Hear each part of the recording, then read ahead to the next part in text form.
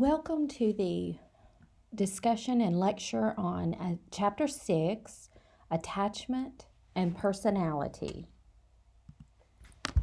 First of all, let's think about what is attachment. It's basically a deep and enduring affectionate bond that connects one person to another across time and space.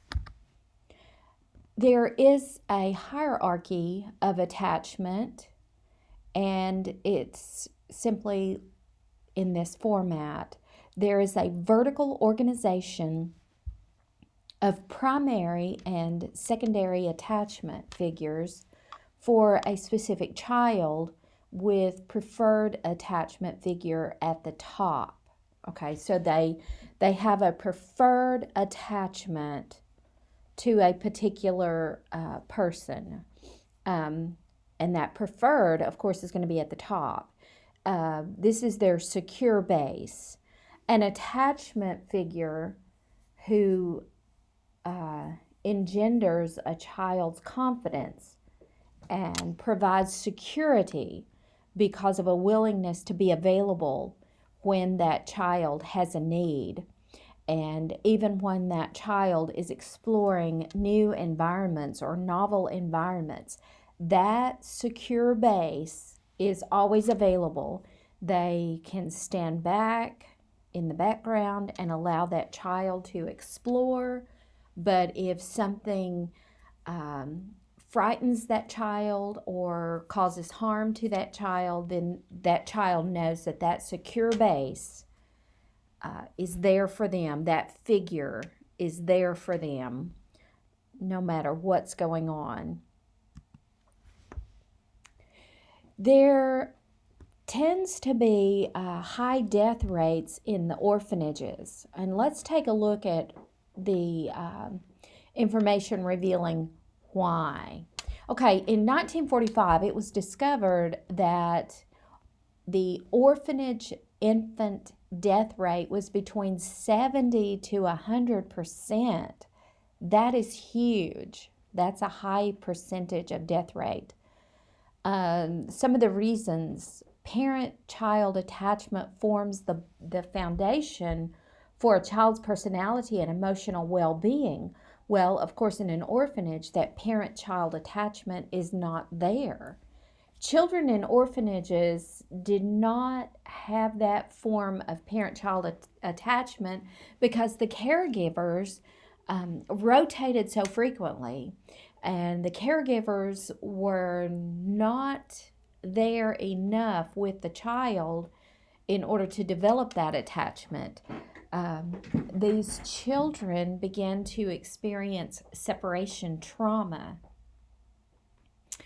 Inmate mothers who gave birth while in jail were allowed to have full access to their mothers, which developed normally. And even when the mothers were mentally ill, there was particular fondling, or the fondling home infants lay on their backs all the time. This developed the characteristics of silently huddling and rocking themselves.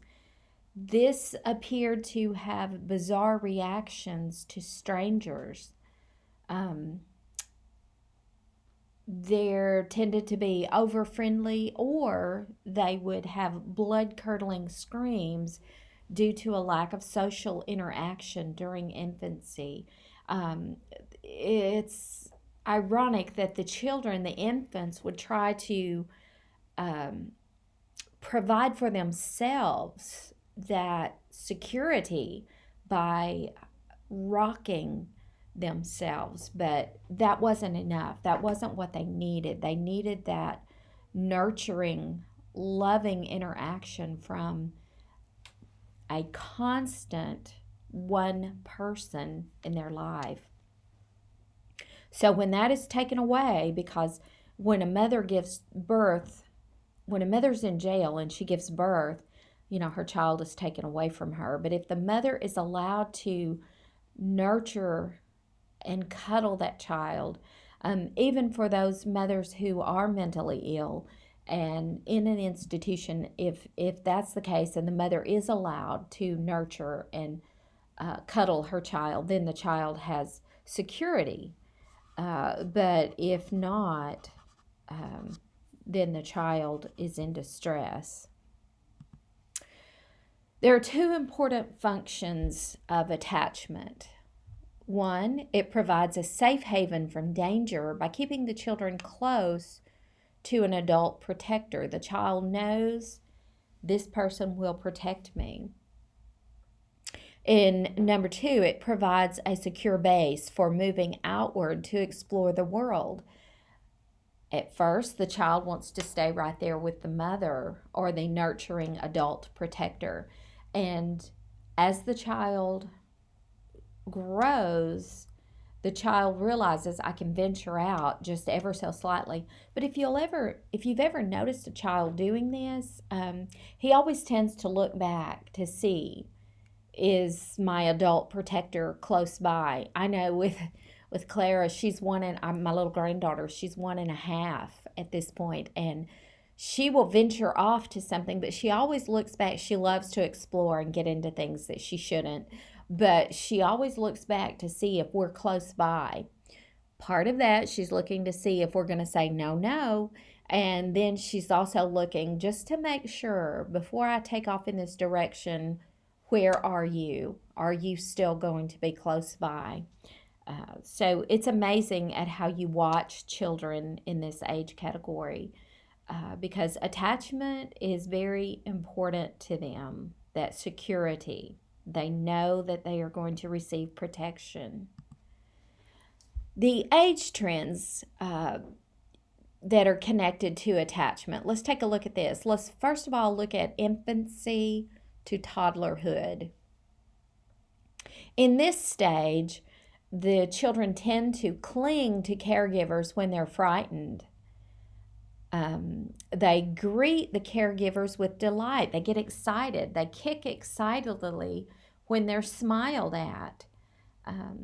They crawl or walk to seek the parents or the caregivers. Attachment deepens with each interaction, and they become wary of strangers. They don't like to go to strangers. I know when we've taken Clara to church, to the nursery, sometimes she will not want to go to that person. She wants to cling to me or to her mother, whichever one of us is with her at the time. Separation tends to distress, and this occurs between 1 to 2 years old. I know, and also sometimes and this happened to me this very morning as I was leaving. I've got the grandchildren with me right now, and Clara, being 1.5 years old, I hugged her when she got up. I fixed her milk. She wanted milk. I hugged her. I fed her. I gave her milk. I made her breakfast. I put her in her high chair. She was perfectly happy. She was eating her eggs and her biscuit and her cheese. She loves cheese. And she was just as happy as she could be. And I told my husband, I'm about to head out the door. The kids have their breakfast. All is well. And when I started out, she started crying and reaching for me. That was so hard. I couldn't leave her. So I had to pick her up and take her in there to where my husband was. And I said, I can't leave. And he said, just go. And I said, I can't, because she was crying. She wanted me to hold her. That separation was distressing her. She knew it was coming. Pippa has to go to work, but that was distressing her. So this is a very real issue. They know, they become attached. I am the grandparent. I'm the Pippa, but yet she is very attached to me as well because I am constantly in her life. This is very real to these little people. The next age category is early and middle childhood. This is from ages 3 to 12. They tend to outgrow that separation distress by the time they're 3 years old. My grandson, Harrison, who is Clara's little brother, he will be turning 3 at the end of this month. So I can already see he is very attached to me, But at the same time, when I said, Pippa has to go to work now, he said, okay, Pippa, go to work. Um, and we said our I love yous and goodbyes, and he was content. Poppy was still there, so he was okay with that separation. He's beginning to outgrow that. He is more comfortable in a strange place. He knows he's going to be safe. He knows that he's going to be taken to a place that is going to provide nurture and care for him. He is okay to go to his preschool in the mornings. He's okay to go to his nursery preschool class at church. He needs less physical contact at this age. Still wants to know, are you here with me? But I'm okay to toddle off and play by myself. Overly anxious 5th or 6th grader may seek physical contact with their attachment figure. Now, by the time they get to the 5th and 6th grade, we're moving now to ages 11 and 12. If they are an overly anxious person, they still have that attachment figure. They have to have physical contact with that attachment figure at that age range. They will tend to engage in other activities while the parents are close by.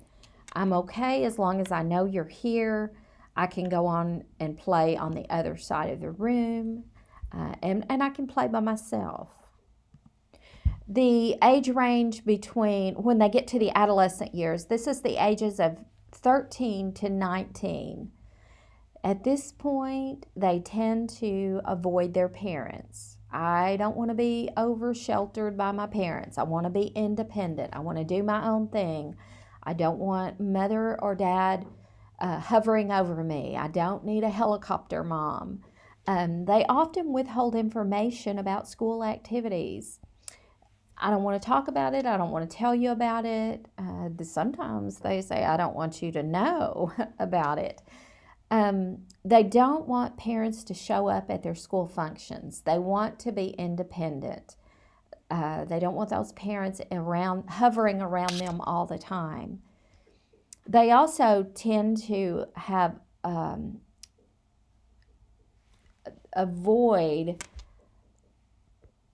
this avoidance tends to last for about 2 years. So there does come a point when they come back around, they circle back around. So depending on what age they begin to avoid the parents and not want the parents around, that typically only lasts for about 2 years. It depends on when it sets in as to when it will end. I know my children, I was a school teacher. My children were there. They wanted me around. They wanted to come in and have lunch in my classroom with me on their lunch break. They wanted to be around. But then I also saw that point where they wanted me to not be around. They wanted to be with their friends doing their own thing. I have also been able to see that circle back around where, hey, they want me to hang out with them again. So it does typically only last for a couple of years once that totally sets in. Individual diversity is also seen in attachment. So this individual diversity, of course, what we've talked about previously on the previous slides, this is the general consensus of attachment. Now we're going to break it down a little bit and look at some of the factors involved in individual diversities. Strange situation procedure. A 22-minute lab task designed to test the quality of attachment in which children under the age of 6 are stressed by the maternal separation and stranger presence. We saw that we saw in the adult attachment interview that lengthy interview designed to determine the adolescent's or adult's state of mind regarding the quality of attachment to each parent. This could vary. based on the individual and the home situations, the rearing situations, who was involved in their life and who was not. We also see the secure attachment. This is the balanced or the autonomous secure attachment. This is the form of attachment in which it is characterized by feelings of security, open communication, and mutual delight. And again, this is when it's involved in a normal setting where typically there are two parents that are nurturing the child and providing that security. The avoidant attachment, this is either defended or it is just dismissing. This is the form of insecure attachment that's characterized by anxiety, emotional distancing, could be caused by rejection. It could even be displayed through anger. So, avoidant attachment. Individuals deal with things differently.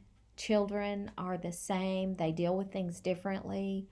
And you could see each one of these different characteristics, the anxiety, emotionally distancing. I don't want anything to do with anyone. Everyone leave me alone.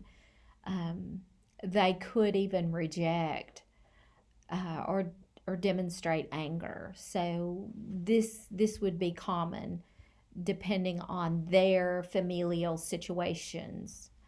So knowing something, when you're a teacher, knowing something about your students' family life is very helpful in how you see the students behaving in the classroom and how you respond to those students. Don't invade their space and don't overextend authority aggressively to them if they're displaying any of these characteristics, because that tends to push them further in the direction you are trying to keep them from going. Some of them have resistant attachment due to what has been happening in their home life and how they've been raised. This would be the coercive or being preoccupied. This is a form of insecure attachment that's characterized by exaggerated emotions. Their emotions go way overboard. They tend to be clingy. They have intense attachment behaviors. I had a child, my very first year of teaching, I had a child that his mother would bring him to school and he would scream and cry. He was in kindergarten. Remember, my first year of teaching was kindergarten. This child would scream and cry for at least an hour. And it seemed like as we moved throughout the year, it lessened. It might go from, it took us a while, but we went from an hour to 45 minutes to 30 minutes to 20 to 15, and we finally narrowed it down to 10 minutes. He still cried by the end of the year, but within 10 minutes I could distract him and get him involved in something else. This child had such intense attachment behaviors to his mother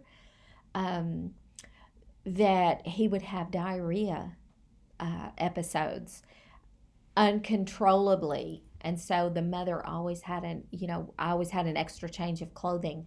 And yes, as the classroom teacher, I had to go down and clean him up and take care of it. That was not fun. But he had extreme resistant attachment. He had difficulties moving away from his mother into his kindergarten classroom setting.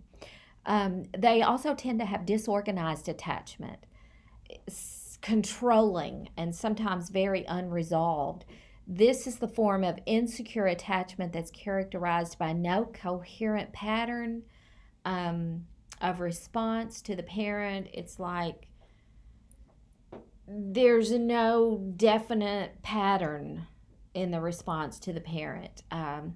This is a form of being very insecure in their attachment. It's very disorganized. Okay, how is attachment stable, or how stable is attachment? Most toddlers will remain secure or insecure all the way through their entire childhood. Children can become insecure due to influencing factors. Everything, they're very secure, everything is going well, and then a divorce occurs. And then they become very insecure instantly. Their world was just turned upside down. Sometimes just changing their childcare hours.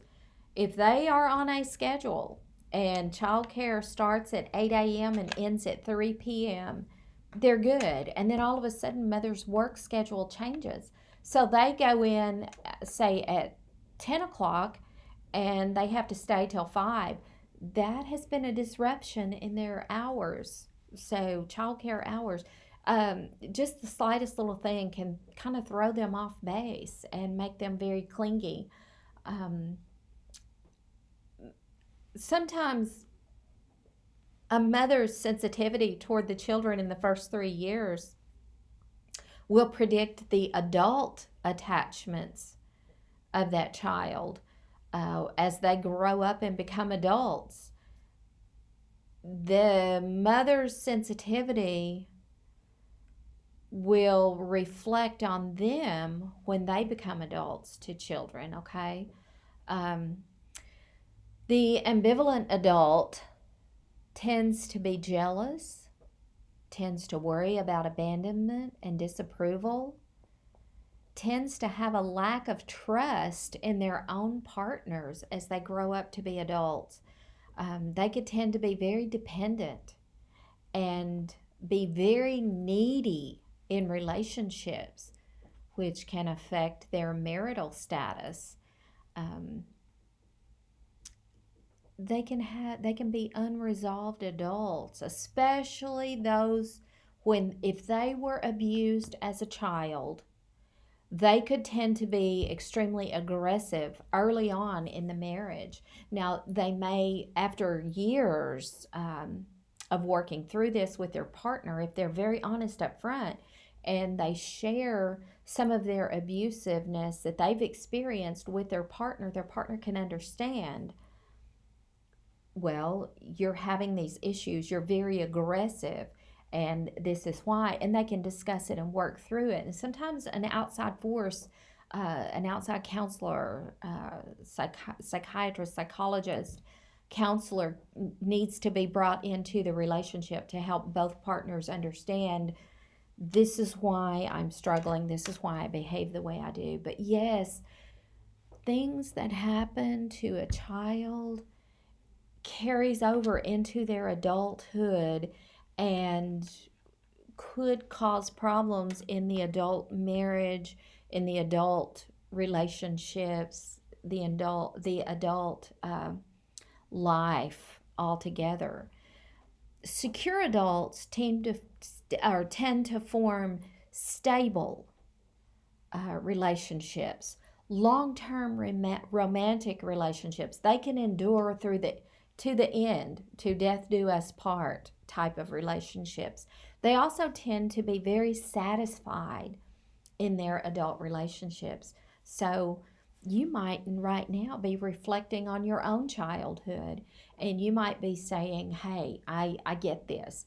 Because of my childhood upbringing, this is why I am what I am in my relationship currently, whether it be positive or negative, depending on your childhood. So just take a moment and reflect on that, and it will probably make sense to you. But think about the students in your classroom.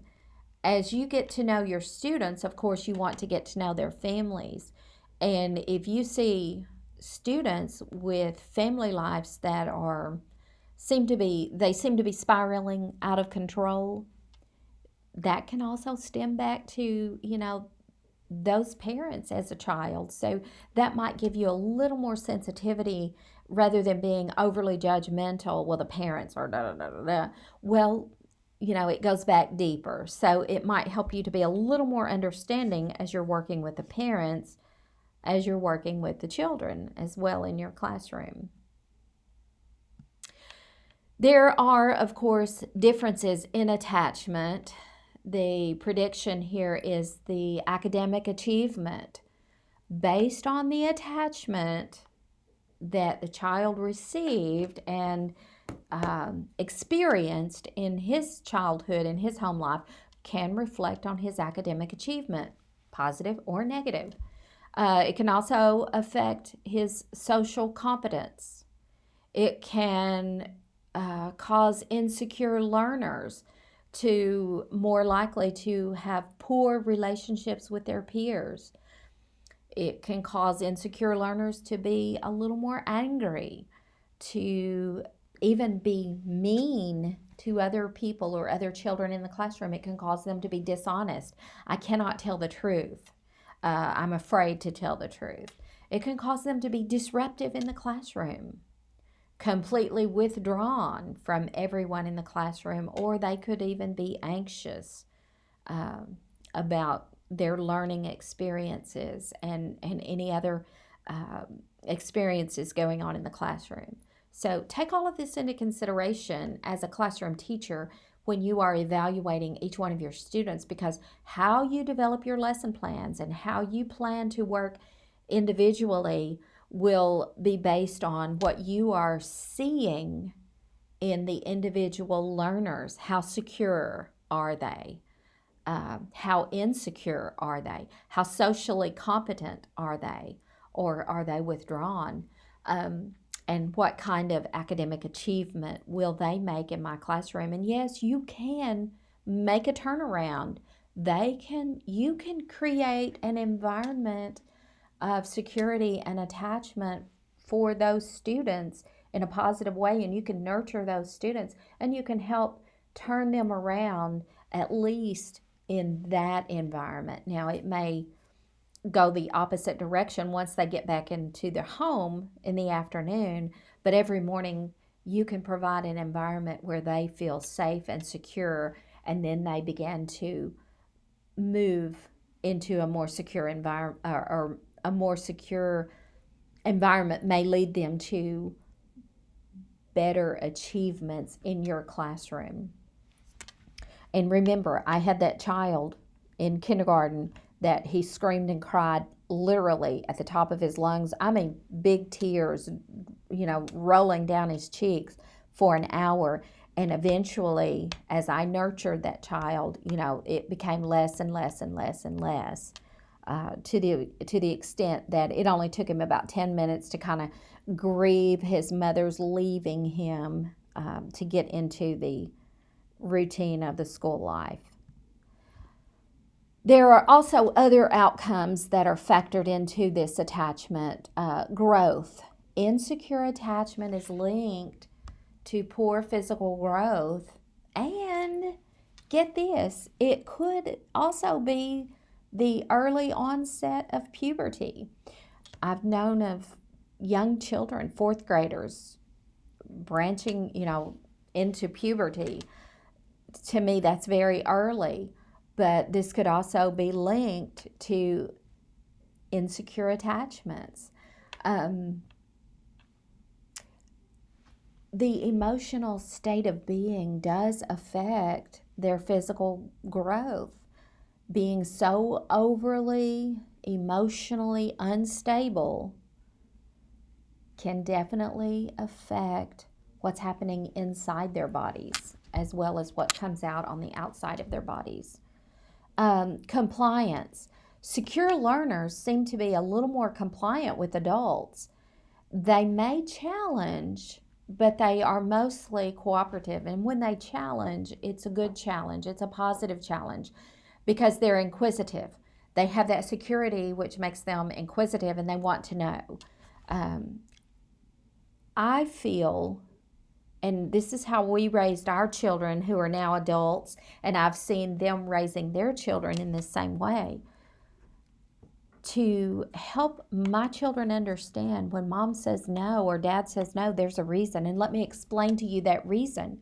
So if we teach them early on, then they have reasons for being compliant. And if they challenge, their challenge is, well, I want to know why.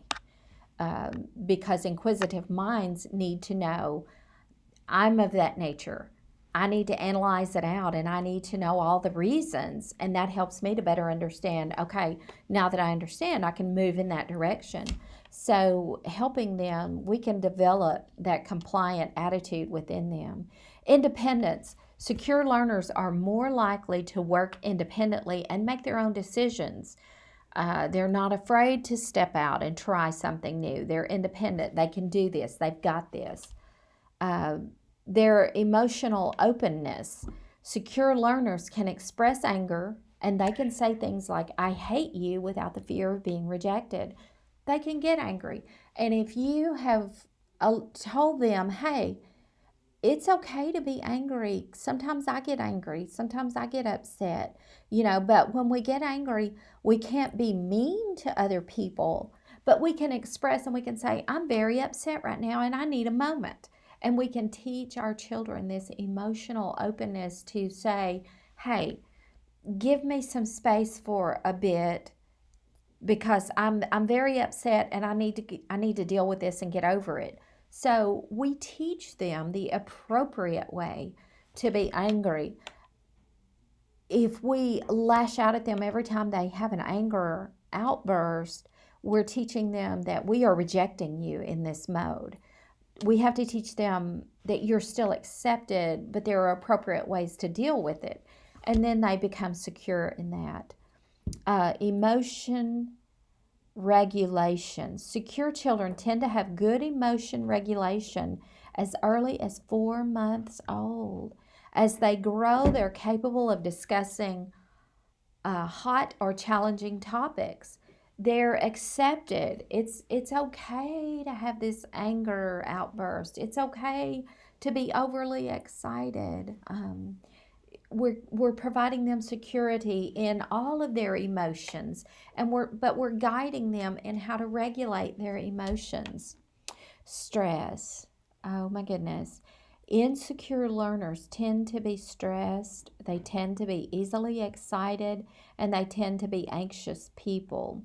So we can guide and direct young children in how to handle their stress level, because yes, even young children have stress levels. ADHD. Secure learners tend to have longer attention spans. They tend to be better executives of their functions, and they have greater cognitive ability. An insecure person, an insecure child, is more likely to have the ADHD. Can't control it. He's bebopping, very irrational.